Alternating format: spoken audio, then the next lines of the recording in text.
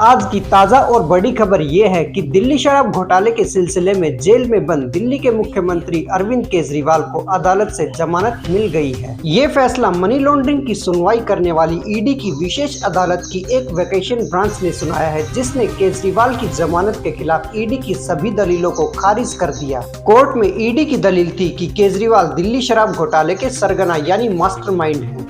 उनका कहना है कि दिल्ली शराब घोटाले में आम आदमी पार्टी के नाम पर अरविंद केजरीवाल ने 100 करोड़ रिश्वत के रूप में लिए थे और उनके पास ऐसे सबूत हैं जिनसे ये साबित हो जाता है कि अरविंद केजरीवाल शराब कारोबारियों के लगातार संपर्क में थे और उनको फायदा पहुंचाने के लिए केजरीवाल ने आबकारी नीति में भी बदलाव किए। अगर अदालत उनको जमानत दे देती है तो केजरीवाल जेल से बाहर आकर गवाहों को प्रभावित कर सकते हैं, लेकिन विशेष अदालत ने ईडी की इन सभी दलीलों को नहीं माना और इन्हें खारिज कर दिया। और सबसे बड़ी बात ये कि अदालत में बहस के दौरान अब मुद्दा ये बन गया कि ये पूरा मामला अरविंद केजरीवाल को फंसाने के लिए बनाया गया था। यहाँ आपको ये बता दें कि अरविंद केजरीवाल की तरफ से 2 ऐसी दलीलें दी गई जिनके बाद अदालत को उन्हें जमानत पर बाहर करना पड़ा। पहली दलील ये कि अरविंद केजरीवाल के खिलाफ ये पूरा मामला सिर्फ गवाहों के बयानों के आधार पर ही है और ये गवाह भी निष्पक्ष नहीं है। और दूसरी दलील अरविंद केजरीवाल के वकीलों ने ये दी कि केजरीवाल की कोई भी आपराधिक पृष्ठभूमि नहीं है, यानी पहले अरविंद केजरीवाल किसी भी संगीन गुनाह का हिस्सा नहीं रहे हैं और अरविंद केजरीवाल को जमानत देने में कोई खतरा नहीं है। और इन बातों के आधार पर कोर्ट ने उन्हें जमानत दे दी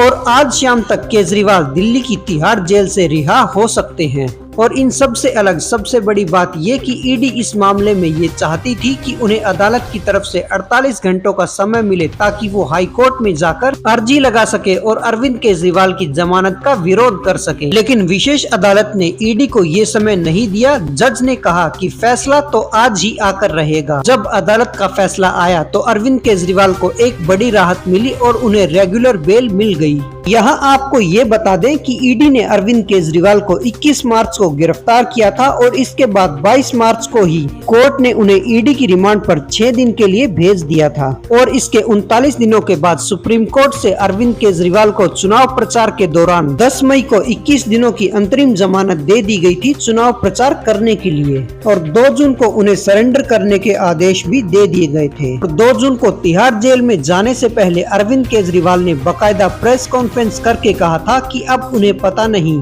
कि उन्हें कितने दिनों तक जेल में रहना पड़ेगा और कितने दिनों के बाद वो जेल से बाहर आ पाएंगे, लेकिन इसके 18 दिनों के बाद ही केजरीवाल को जमानत मिल गई और आज शाम तक केजरीवाल जेल से बाहर भी आ जाएंगे।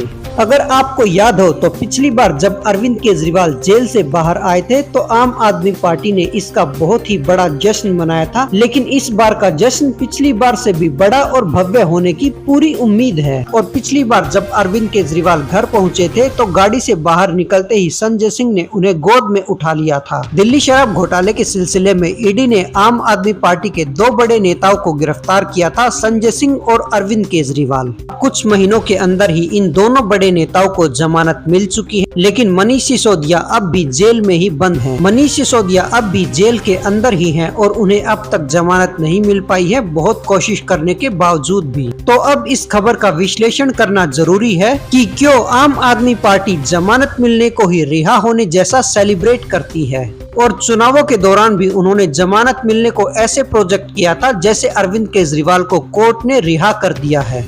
और जब हम इस खबर का विश्लेषण करते हैं तो पहला पॉइंट तो ये कि आम आदमी पार्टी अब तक अदालत पर भी ये आरोप लगाती रही है कि अदालतें सरकार के दबाव में काम करती हैं और न्याय व्यवस्था भी इंडिपेंडेंट नहीं है, यानी भारतीय न्याय व्यवस्था अभी स्वतंत्र नहीं है। लेकिन अरविंद केजरीवाल को जमानत मिलने के बाद उनके मुंह से अदालत के खिलाफ एक शब्द नहीं निकल रहा और वो अदालत का गुणगान करते हुए नहीं थक रहे। संजय सिंह ने कहा कि वो अदालत के इस फैसले का सर झुकाकर स्वागत करते हैं। नंबर 2, अरविंद केजरीवाल को मिली इस जमानत का आम आदमी पार्टी एक अलग तरह से भी उपयोग कर सकती है। वो लोगों के सामने जाकर ये कहेंगे कि अदालत ने अरविंद केजरीवाल को क्लीन चिट दे दी है। लेकिन ऐसा कुछ नहीं है। अरविंद केजरीवाल के खिलाफ अब भी ये केस ऐसे ही चल रहा है और जब तक अरविंद केजरीवाल को अदालत रिहा नहीं कर देती ये केस चलता ही रहेगा। नंबर 3, आम आदमी पार्टी और विपक्षी दल अरविंद केजरीवाल को मिली इस जमानत को अपनी नैतिक जीत के तौर पर प्रोजेक्ट करने की कोशिश करेंगे और साथ ही साथ सरकार पर ईडी का मिसयूज करने का भी आरोप लगाते रहेंगे, जैसा वो अब तक लगाते आए हैं। नंबर 4, अरविंद केजरीवाल ने अब एक नई परंपरा की शुरुआत कर दी है और इसके तहत अगर कोई सिटिंग चीफ मिनिस्टर गिरफ्तार हो जाता है तो वो मुख्यमंत्री इस्तीफा देने की बजाय जेल से ही सरकार चलाएंगे। तो अब राजनीति में अरविंद केजरीवाल की गिरफ्तारी के बाद एक नए अध्याय की शुरुआत हो गई है। नंबर 5, अरविंद केजरीवाल के रिहा होते ही मोदी के सामने उनका एक बड़ा विरोधी खड़ा हो जाएगा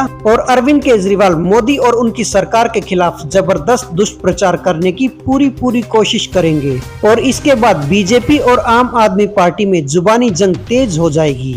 और सबसे बड़ी बात ये कि अगले साल दिल्ली में फरवरी 2025 में विधानसभा चुनाव होने वाले हैं और अरविंद केजरीवाल के बाहर आने से आम आदमी पार्टी को जहां एक बड़ी शक्ति मिलेगी, वहीं भारतीय जनता पार्टी को इन विधानसभा चुनावों में और भी अधिक मेहनत करनी पड़ेगी। हालांकि लोकसभा चुनावों में तो अरविंद केजरीवाल के बाहर आने से बीजेपी को कोई फर्क नहीं पड़ा था और आम आदमी पार्टी को भी कोई फायदा नहीं मिला। दिल्ली की 7 में से 4 लोकसभा सीटों पर आम आदमी पार्टी गठबंधन में चुनाव लड़ रही थी, लेकिन उनका कोई भी प्रत्याशी जीत नहीं पाया और भारतीय जनता पार्टी ने क्लीन स्वीप करते हुए 7 की 7 सीटें दिल्ली में जीत ली। अब देखना ये दिलचस्प होगा कि विधानसभा चुनावों में अरविंद केजरीवाल भारतीय जनता पार्टी को कितनी टक्कर दे पाते हैं या फिर भारतीय जनता पार्टी अरविंद केजरीवाल के खिलाफ कितनी बड़ी चुनौती पेश कर पाएगी। बहरहाल खबर ये है कि अरविंद केजरीवाल जमानत पर जेल से बाहर हो गए हैं और आम आदमी पार्टी ग्रैंड सेलिब्रेशन की तैयारी में है। अरविंद केजरीवाल को मिली इस जमानत पर आपके क्या विचार हैं? कमेंट करके बताइए। राजनीति से जुड़ी हर खबर के लिए हमारे साथ बने रहें और चैनल को सब्सक्राइब जरूर कीजिए। बोलते रहें जय हिंद, जय भारत।